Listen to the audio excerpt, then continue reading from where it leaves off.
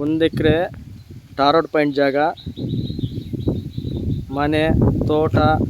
ನಿಮಗೆ ರೋಡ್ಗೆ ಒಂದು 200-250 ಅಡಿ ಅಗಲ ಸಿಗುತ್ತೆ ಟಾರ್ ರೋಡ್ ಪಾಯಿಂಟ್ಗೆ.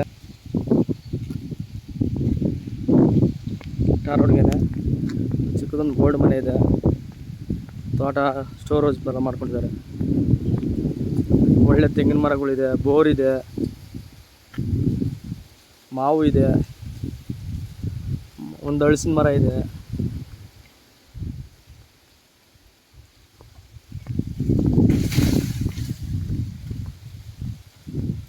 ನಮ್ಮೂರು ಇದರಲ್ಲಿ.